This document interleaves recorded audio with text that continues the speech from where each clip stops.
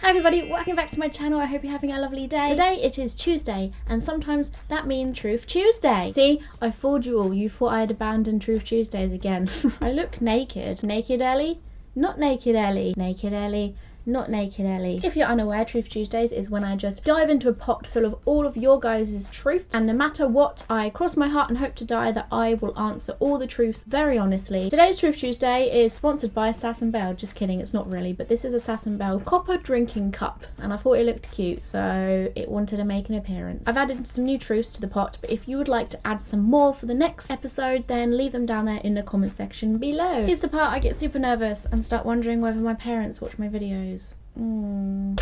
Chloe Fish on Twitter, she says, do you ever feel trapped in the internet, in brackets put, if you understand what I mean? I totally get what you mean, but I'm a bit worried that I'm not going to be answering this in the right way that you want me to. However, doing what I do does make me feel kind of stuck in this weird little universe that not many people understand, including myself.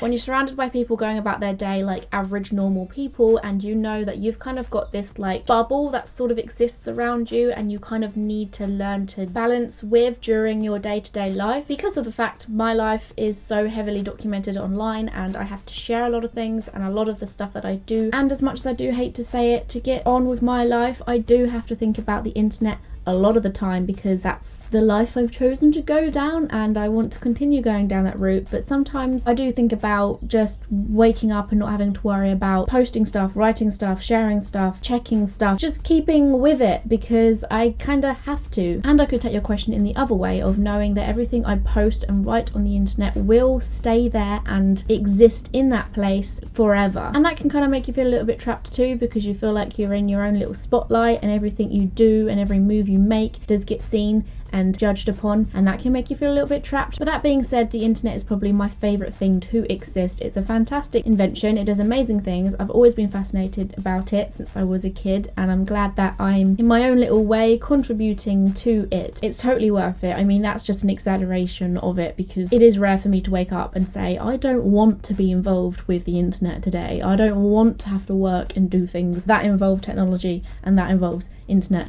etc. Next question.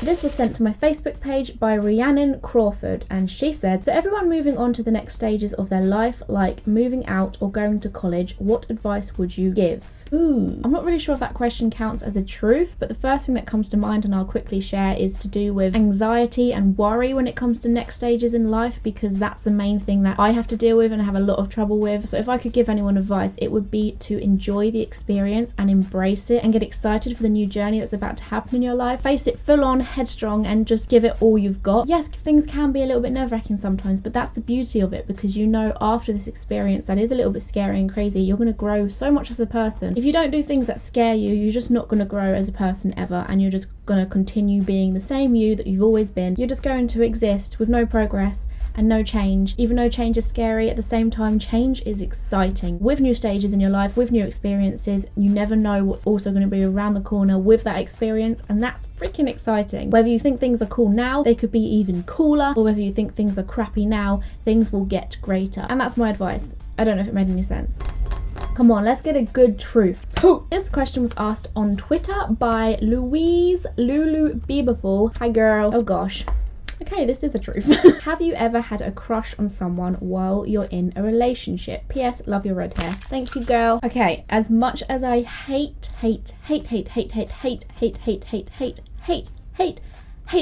admit this, I have to admit it though, because it's Truth Tuesday.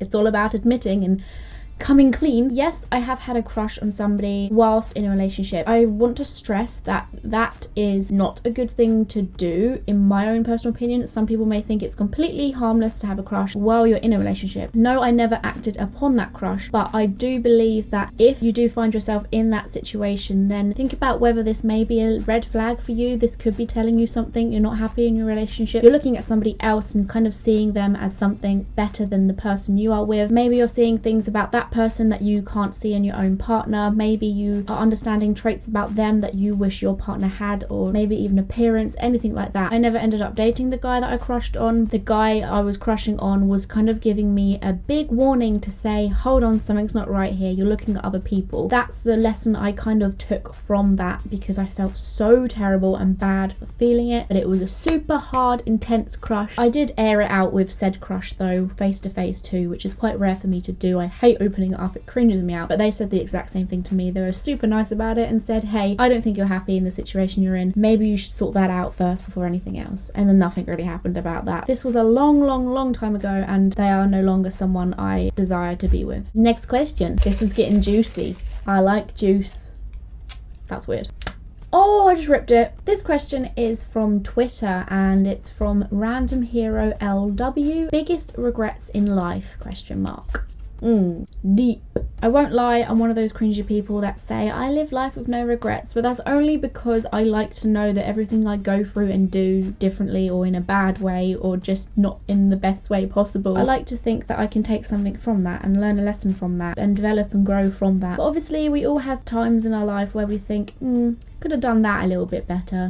Maybe shouldn't have done that one. But what always comes to my mind when it comes to regretting stuff is anything that involves wasted time, because I'm a thinker, I'm a dweller, I'm a worrier, and all of those things combined do take up and consume a lot of your time, and that means you are wasting a lot of your life away, and that sucks, especially in the future when you look back at yourself doing it and you think, why was I wasting such a cool moment of my life? I couldn't see things as bright as they were, and I couldn't see things as lovely as things were. And every time I've been in a dark place, I know that I've grown from that, and that's great that I can say that now. But at the same time, I was in that dark place for quite a while. I wish I wasn't for so long, you know? I wish I could still learn from being sad, but not been as sad for so long. But I have learned greatly from that. If I'm ever sad or just like kind of down over something, I learn to get over it quickly and just jump up and get on with life, because I would think back to when I was really young and sad for ages and just miserable, and then I would think how many months and years I wasted being that, when I could have enjoyed the fact that I was young and things were so good when you're younger, because you don't have anything to worry about. All I cared about was my tiny insignificant problem, which was making me stupid and sad. Next question. I feel like with every deep answer I give, I should have a shot or something just to, you know, drown my sorrows. This question comes from Facebook, and it's asked by PT Ahapta. Are there any videos you've recorded but not uploaded for whatever reason? Interesting. I genuinely think I've never recorded and edited a video and thought nope, and then not uploaded it, which is really crazy for me because I've been making videos for years. I'm not really sure whether that's something to be proud of though, because, you know, if you don't like your content, you shouldn't upload it. And sometimes I do look at my content and think, meh, but I still upload it. But I do think my content through before I've even started filming it, because I think of the process of making it and then what people may think of it way before I've even started creating it. However, the only main thing that does stop me from uploading some content, like before I've even filmed it, I sometimes think, no, I can't make that. That's usually because I'm thinking of who may watch the video. I always jump to that conclusion. I think, hey, I want to make something about that. And I think, but what if so-and-so sees that video? Usually my family, or maybe people that I know in real life seeing the video. I worry more about them than you guys, because I feel like you guys get me a lot more than some people I actually know in real life. That sounds so bizarre, but that's true, and that's the truth. Question answered. Ranch XX, and they say, how do you boost your self-esteem when you feel down? I don't really know if I've ever spoken to you guys about this before, but I have a really bad self-esteem, and sometimes I can just feel extremely low and bad about myself for no apparent reason, and it can happen very, very quickly. I can go from being completely fine one day, and the next day I will just feel like nothing's going right, everything's going wrong, things I do are crap. It's kind of like when artists have like a mental block and they just can't do anything anymore. They just kind of stop working and think, I've forgotten how to do the thing. I look at what I've done and I just think, oh, this is awful, and then I think about my progress and think nothing's going right, everything seems to be not going as well as it should, and I'm not improving. I get that all the time, and it sucks because it means that I can't continue doing anything, because I'm thinking so low of myself that I can't make new stuff. I can't continue because I feel like everything is so crap. I try to continue doing creative stuff when I have this mental block, then it never works, and I end up wasting an entire day because because I've just tried and failed all day long. So what I always remind myself to do is to step away from the thing that I'm trying so hard to make work, which won't probably work until the next day or so. And I focus more on my progress and have a look at the things that I've changed when I can do them well. I talk to you guys because you give me the biggest support ever. You guys are the biggest motivators I've ever had. I've never been able to feel so much motivation from something before. It sounds cliche, it sounds cheesy, it sounds like I'm making it up just to make me sound good and look better, but nope, it's definitely true. Thinking about the things that I've done in the past year or so, cool opportunities that I've taken part of, if I particularly feel bad about myself, I may talk to like a loved one or someone really close to me, not to sit there and say, hey, can you boost my ego for a few seconds, but just to kind of say I'm feeling really crap about myself, and half the time they would look at me like I'm a weirdo and just make me feel a lot better again. I also look around in my room because I save a lot of things that you guys have sent me in the past, and that always helps. I also have a look at other people who create content like I do on YouTube, because that motivates me to become a better person, because I'm inspired, because inspiration is a huge motivator for me as well. I don't like looking at people and saying I'm jealous of the life they have, or I'm jealous of what they can do and what they can achieve. I just see that as, oh my gosh, I want to do that too. Vanna Campbell from Facebook, and she says, what is the next step in life for you? Dun dun dun. For me, the next step in life, now that I've finished uni and it's all about the big wide world everyone keeps telling me, my next step is to financially support myself and just be more independent as a person, because, you know, this is my life now and I've got no one like holding my hand and telling me what to do. So then eventually, when I am financially stable, I can support myself, possibly moving out soon or finding someone to move out with, and just be happy and content in my own little bubble. Basically feel more independent. I feel like that's my next step in life, to feel more independent, because I don't feel that way at all. And only recently I've had the huge desire to do that. Like, it suddenly hit me. I don't know where it's come from. It must be the fact I'm 21 years old and life has suddenly looked me in the face and said, hey, you're not independent enough. Be independent. I'm gonna squish one more in because that was a quickie. Quickie. I want that one.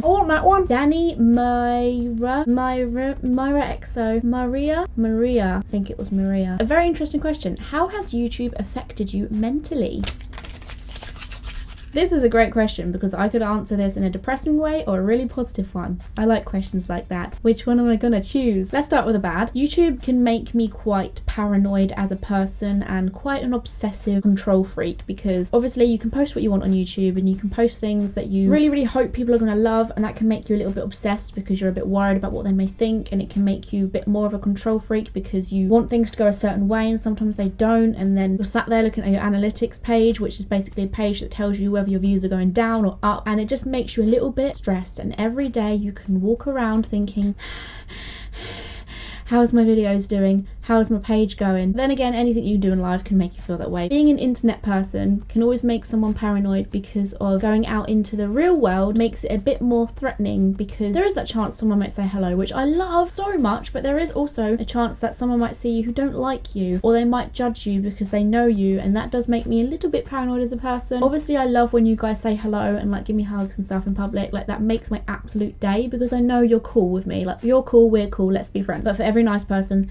there's a horrible one. In a positive kind of way though, YouTube has helped me grow mentally because it has taught me how strong I am, because sometimes I see other people who get like one little comment which may be a hateful one and they just obsess over it and they cry over it. Like, a friend the other day got told that she looked ugly or something, and I know that's not a nice thing to hear, but it completely like destroyed her for a week. And I think because I'm so used to just seeing people comment mindless stuff on my channel and stuff, I'm just like so over it by the time they've even sent it, and that has made me such a strong person, and I feel like that's helped me so much. But then as well as that, mentally I feel like I can be a lot more open than I used to be able to, because of the fact I have to talk to so many people, and I know that my words and messages are going out to so many people, so it's helped me kind of grow that confidence in myself that I can speak up and say things without people thinking I'm weird, because people like me, people watch me, and that really helps me. When it comes to my anxiety and stuff, YouTube can help that, because obviously you're working for yourself, which is great if you're dealing with anxiety, but at the same time it can also also